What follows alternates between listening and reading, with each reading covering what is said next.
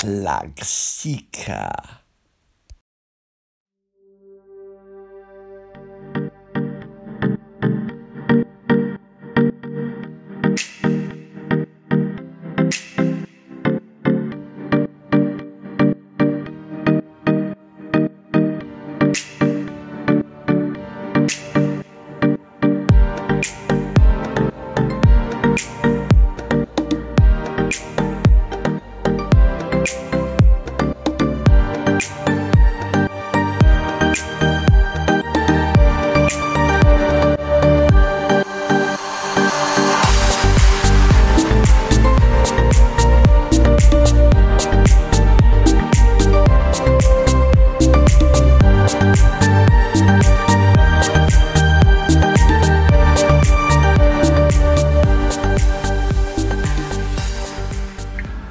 Morning everyone, this is the PlugSeeker. This is my first time doing a video of my trip. I'm on the way to a sort of a seminar in London today, and we'll see how it goes.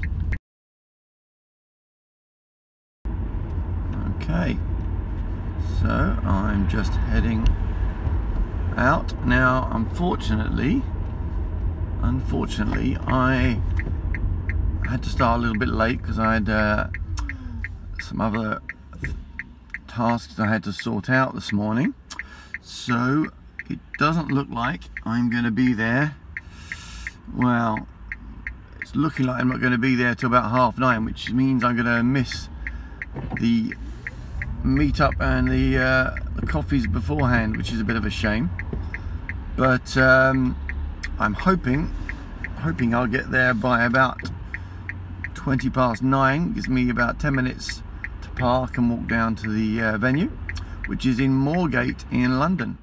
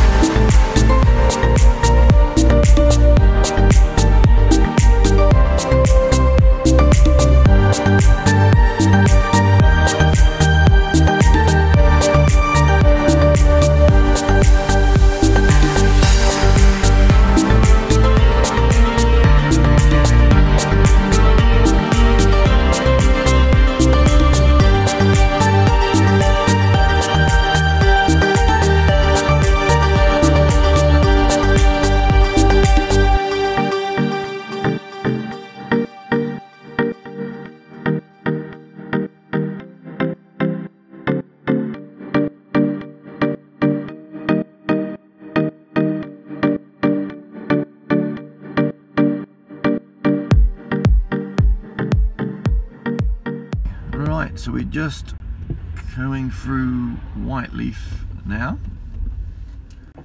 and only a short distance and we're already in traffic. This does not bode well. It's saying approximately an hour on the internal sat-nav. We'll see.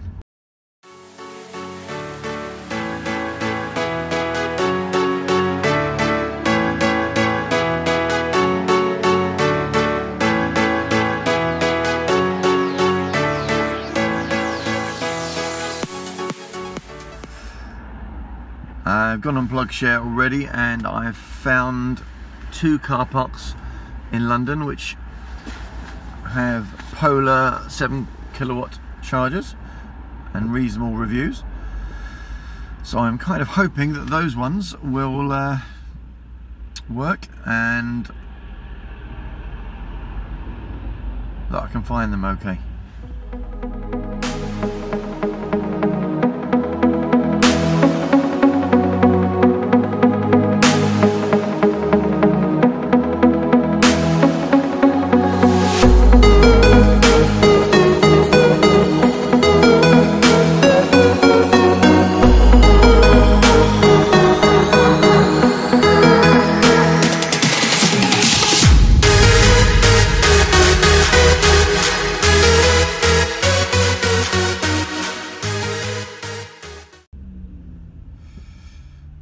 I'll be interested to see today if any of the Twitter community, some of the other keen EV Twitterers, I think if Twitter is the right word, and other EV users might be around at the meeting today. That would be really good, and they're a great little community online. I think one of the best examples of this recently was obviously when James, who's obviously a really big and experienced YouTuber and EV advocate, did a journey all the way from Aberdeen to Leicestershire over 4 days. I mean, amazing. I have to say, although it looked very cold, secretly I think it looked like great fun. But anyway, the point is, loads of the electric car users and plug sharers all rallied round, and they invited him in for coffee, and I mean, myself and lots of other users were providing him with directions to the next chargers, and we were all avidly following him on Glimpse and sort of sending him tweets of encouragement and things, and it was amazing. It really did show how the EV community is such a sort of great bunch of people for the most part. I think that's because a lot of us have probably got a lot in common. A lot of us have got very good environmental aims, and that's for the most part why a lot of us probably drive EVs. Not just that they're fabulous cars and they're very economical, but also the feeling that we're not polluting the environment everywhere we go. We're not spewing out tons of particulates and NOx chemicals, but actually we're running off the grid. And yeah, the grid's not perfect. I hear so many people online saying, oh yes, but you're just displacing the pollution to somewhere else. But I think you've got to break that down. A lot of people, I mean, not the majority obviously, but a lot of people now have got solar and zappies, and run a lot of their power renewable. So there's off-grid people. But even if you, I think even if as Rob Llewellyn has said before, I think even if you were charging from the most horrible coal-based power station, you're still massively more efficient driving an EV from that electricity. You're making much less CO2. And if you look at apps that show you the grid is getting greener all the time. I mean, there's been an explosion in the, green technologies, and the price of solar, the price of wind is all dropping. And I think last year was the most renewable energy on record in UK. And we had several days where there was no coal generation at all. And that's the way it's going to be. It's going to get more and more green. And how many cars can you say you buy it and it becomes more ecological the longer you own it? Well, you can say that for electric cars, because the grid is becoming more eco over time.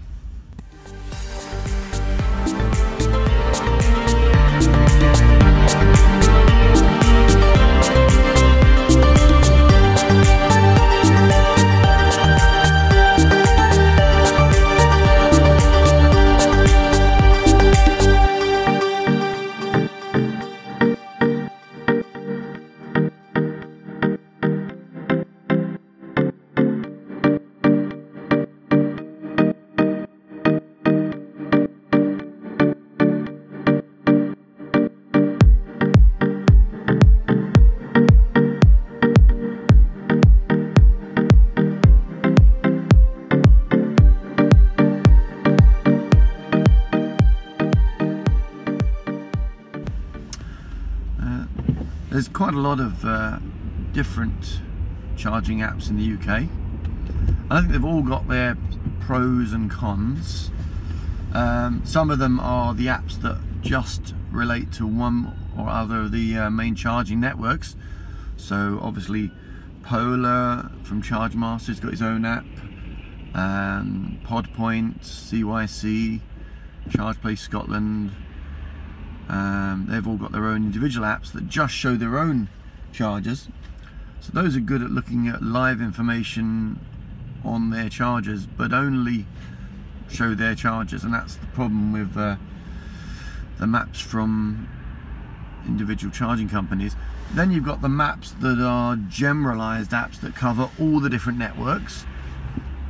Now, probably still the most famous in England is Zap-Map, which is a good service. It's got a lot of detail in it, and it automatically adds a lot of information from the National Charging Registry, I believe. It's not my first preference, as those who know me will know, mainly because I don't find the user interface very as friendly, and also because you can't update and add information from the community directly. You have to obviously send information into them, and they update things themselves.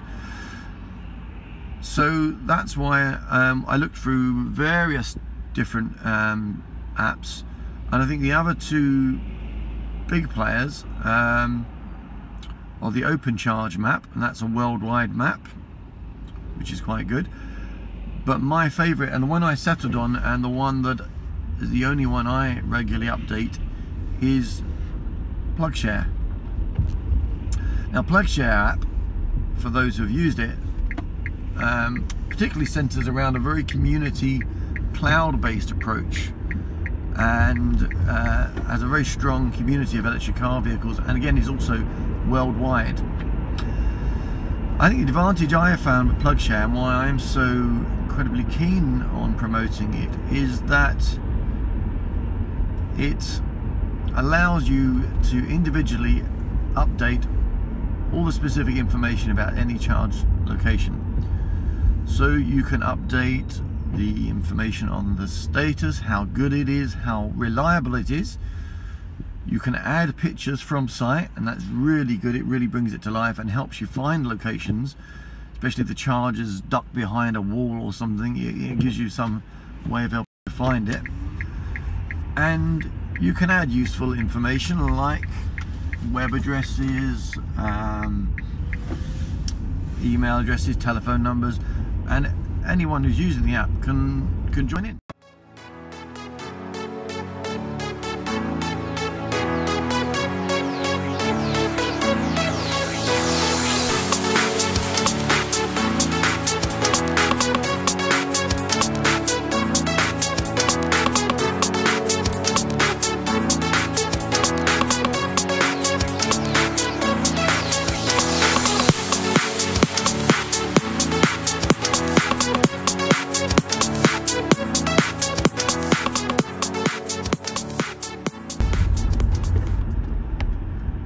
Definitely looking that I'm not going to get there for the coffee and the chat at the beginning of this talk today.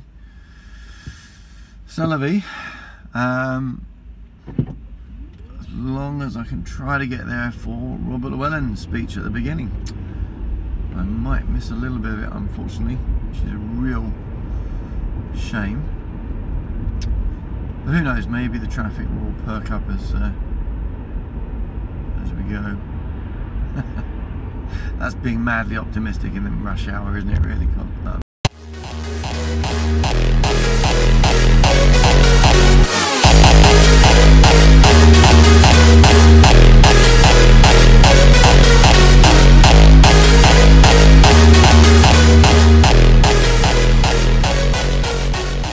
I have appeared on YouTube briefly already. I did meet up with one other YouTuber on one of my trips when I was going up to Harrogate, and that was Craig from the Renault Zoe Owners Club, or RZOC. If you search out his YouTube channel, you can see where PlugSeeker and Craig met up. very briefly. I don't know. Typically on the day I met Craig, on that particular day, wouldn't you know it, one charger was being hogged by a leaf that was staying on to 99.9%, and the other charger wasn't working. And so we planned to do a nice little video of me showing how to use the Ecotricity app, and that would be the day that my phone could not get the app to work, and it couldn't connect to the charger. And so yeah, that charger was out of action, and as it was getting on, I think it was Sunday late afternoon, there was no 24-hour helpline, so we couldn't use that charger. So we had to wait around, and we were waiting around in the freezing cold, chatting for ages for the charger to come free. So and then we went off and had a coffee. But it was great. That was probably the first time I met up with one of the genuine big YouTube presenters or users, whatever you want to call us, Craig, and I thoroughly enjoyed that. So I'm hoping next time I'm going on conferences, I'm going to keep an eye out for other prominent YouTubers, electric car vehicle drivers, and hopefully meet up when I'm charging en route.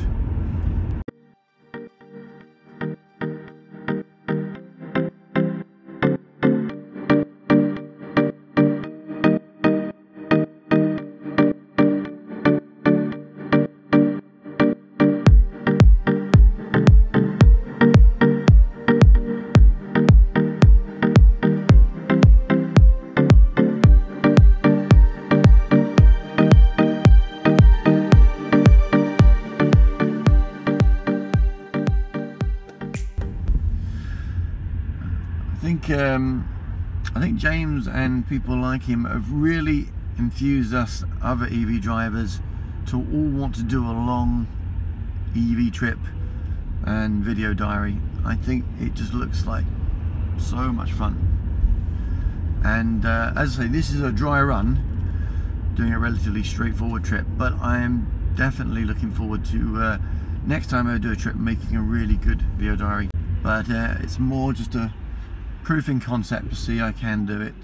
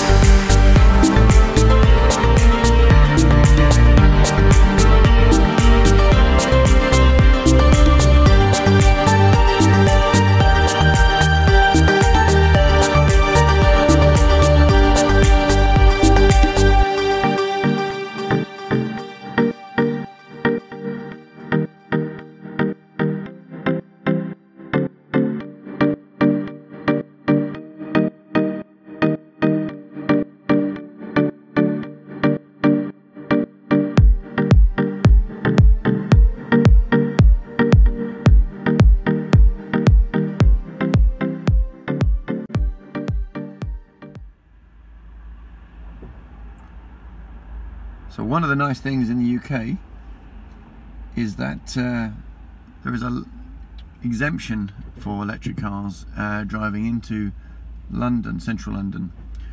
For all other vehicles that you pay a fee called a congestion charge, but electric vehicles are exempt. And this is a really good idea. I think it really does encourage electric cars, because as with many other cities, London has a real big problem with air pollution, and it's not just stuff you can see, the grime, the soot.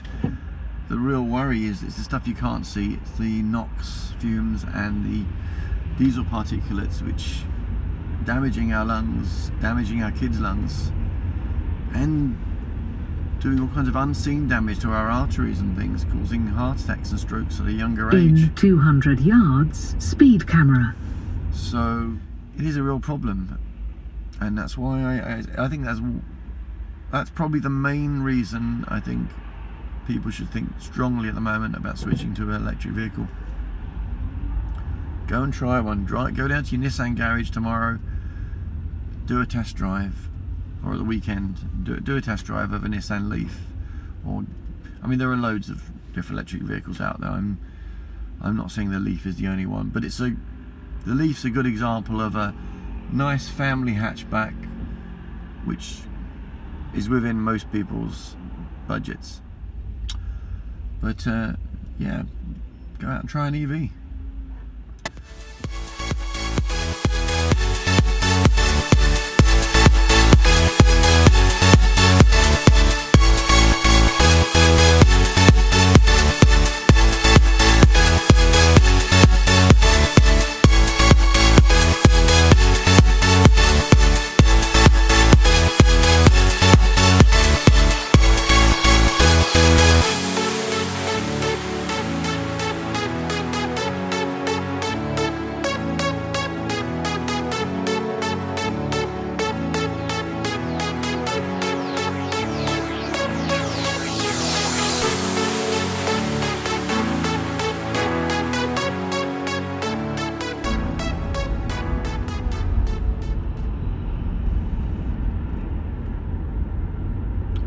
Here's one of those newer buses. I'm never quite sure, are these actually electric or hybrid, these new buses? Not quite sure. I see them in London when I'm there, but let's have a listen.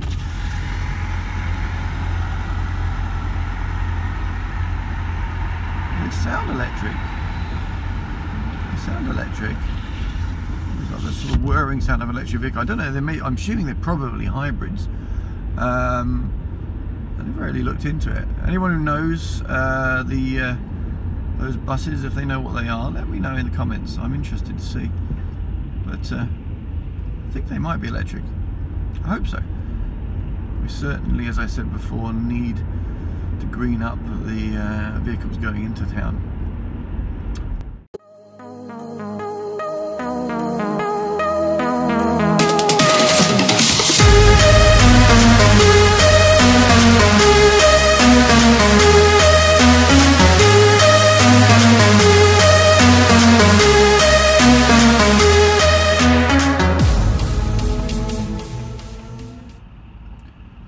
I have to say, cyclists going into London, you are a brave bunch of people, I have to say.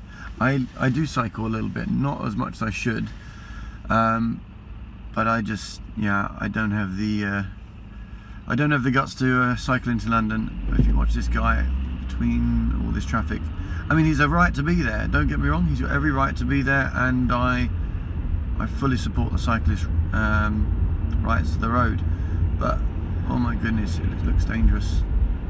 It looks so dangerous with all these other big vehicles around. Keep a good distance from the poor chap. But yeah, I think that's another thing we really need in London. We need decent cycle lanes, and they've got to be segregated from normal traffic, not just a little bit painted to the side of the road. I mean, that doesn't protect any cyclist. They need proper cycle routes, and if it means closing a few roads or narrowing a few roads, 200 yards, speed camera, narrowing a few roads in cities, then I think so be it. I'm afraid.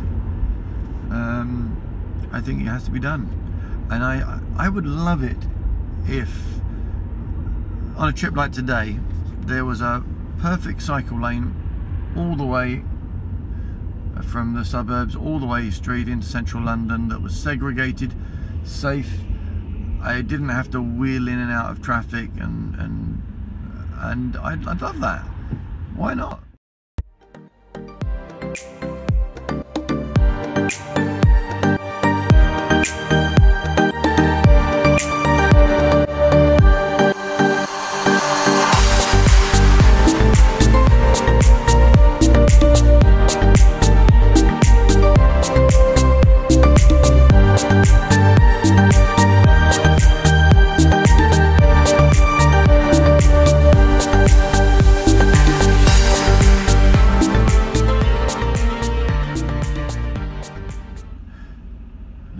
ahead, on the horizon you can see central London, and I don't know if it's coming out on the video, may not be, but I can tell you already I can see the haze over the skyscrapers that shows the air pollution, and it's not a pretty sight.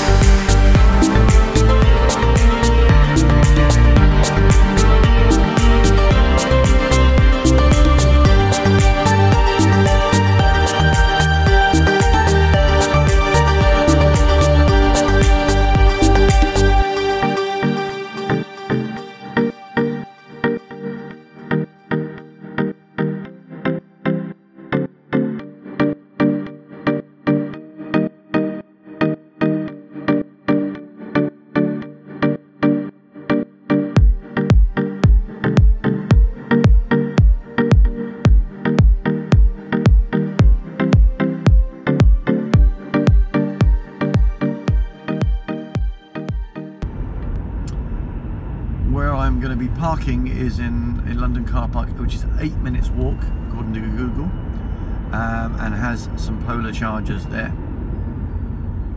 so that's excellent. So I'll be able to charge up while I'm parking.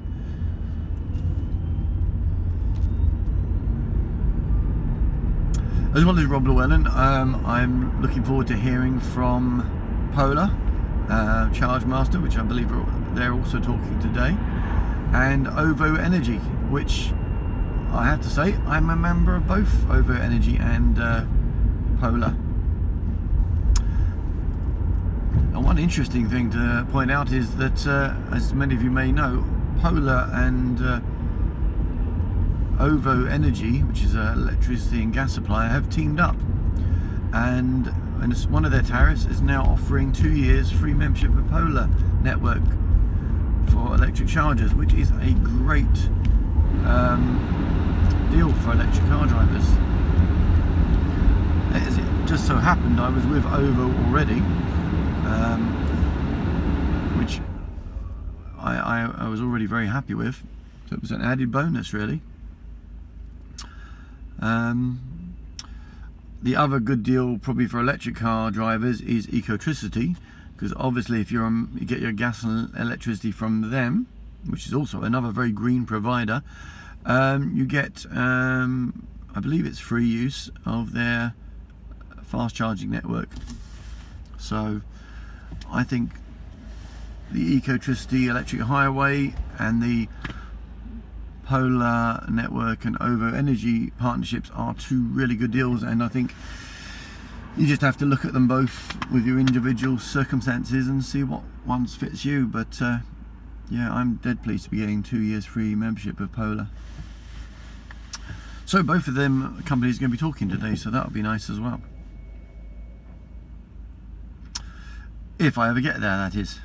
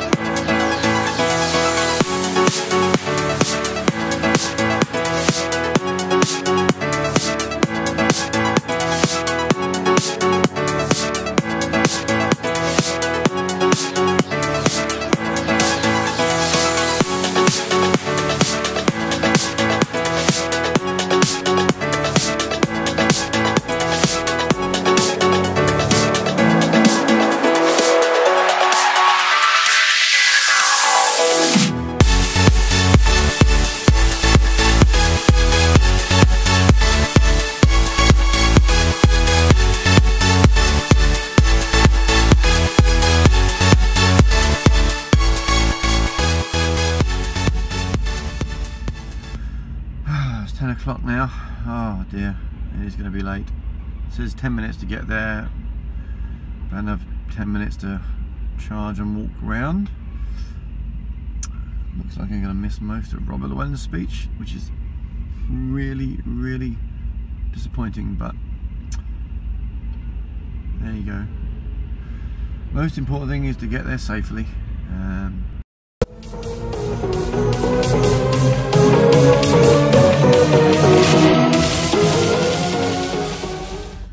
while I'm stopped here, and this is a good example of the problem with petrol diesel engines.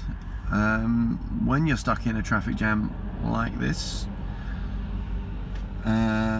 most of them, the engines are still running and still pumping out noxious fumes, NOx and particulates, carbon dioxide,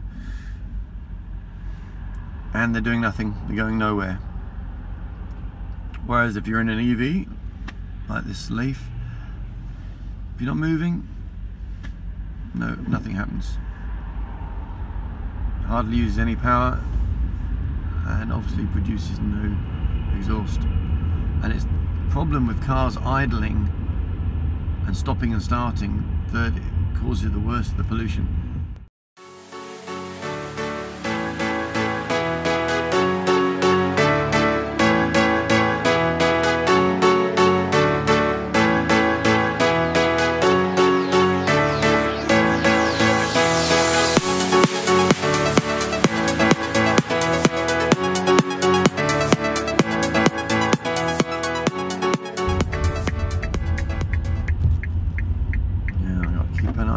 For the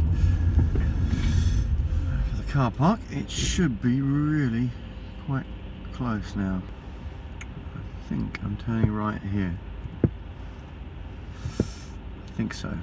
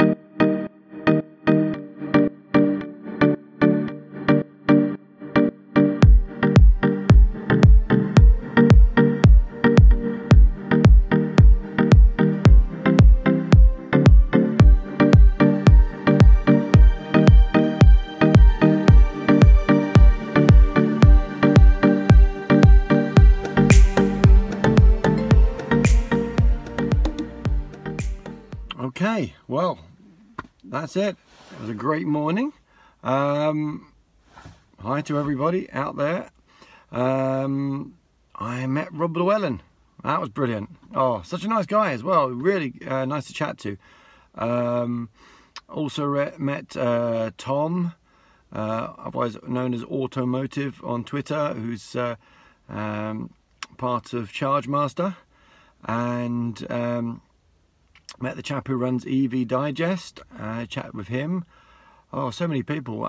Met a few people who sell used EVs online and in EV showrooms.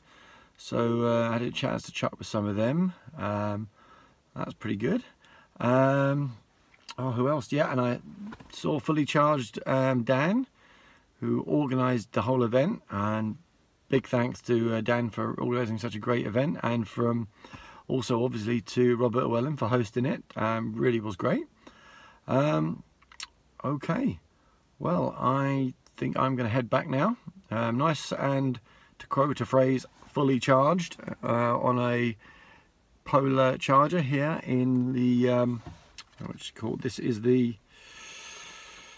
where are we in? It's called, oh yeah, hold on, it's called the London Wall Car Park, and it is on PlugShare, and I will be thumbing this up as a good location. There are 1, 2, 3, 4, 5, 6, 7, 10 Type 2 chargers, and they all appear to be in full functioning order. There was a blue Tesla and a red Zoe charging here before we went. There are also tons of other EVs in the car park who weren't charging, so it just shows that there are more EVs in London. Right, well, I think time to get home, and I'll see if I can get the video working, and we'll record the trip back, and I may add a few comments on the way home.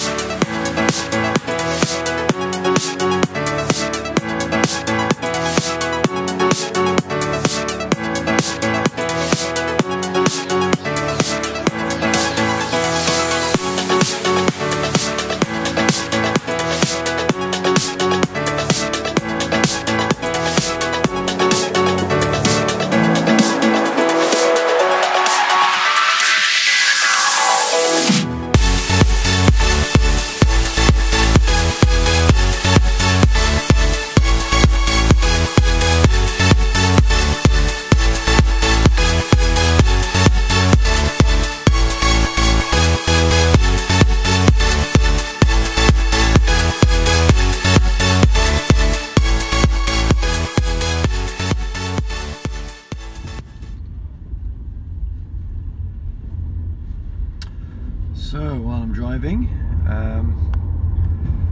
yeah, a bit more reflection. Really good day. I really enjoyed it. It was great to meet up with Rob Llewellyn, and I have to admit, I'm embarrassed to say it, but I did do a selfie, and I'll post that up on my Twitter account. I couldn't resist doing a selfie, and he was so nice about it as well. I think he did selfies for all of the Red Dwarf and Fully Charged fans who met up with him. Yeah, it was a really good day. So nice to meet so many people really enthusiastic about electric vehicles, about vehicle to charge facilities of the future, about the fuel cells and how they're going to be used in homes as in combinations with batteries and things. I had a good chat rather with Tom from ChargeMaster, telling me how many chargers they've got now. Ridiculous numbers, because now of course all of the CYC fast chargers are now owned by them officially, so you can use your Polar card to start up any of the CYC rapid chargers. So he said when you combine all of those rapid chargers with the ultra chargers and a few others that they own now, actually they outnumber the number of rapid chargers that Ecotricity has, which is amazing considering how quickly that's they managed to accrue those sort of numbers. And I have to say, although I like Ecotricity, I use them when I'm on long trips, but I have to say the ultra chargers, I mean, they are a step up in technology if you ask me, in terms of in terms of rapid chargers. They are small, they work, they're simple. I've never had one not initiate on me. They do still, most of them need the RFID cards, but then that's the same for all of them, to be honest. And they will start it for you on the phone if you forget your card, because I know I did that not so long ago. And some of the new ones you can also access using credit card, which is good. Anyway, enough of me. I'm going to just now concentrate on finding my way home and enjoy the sights of central London.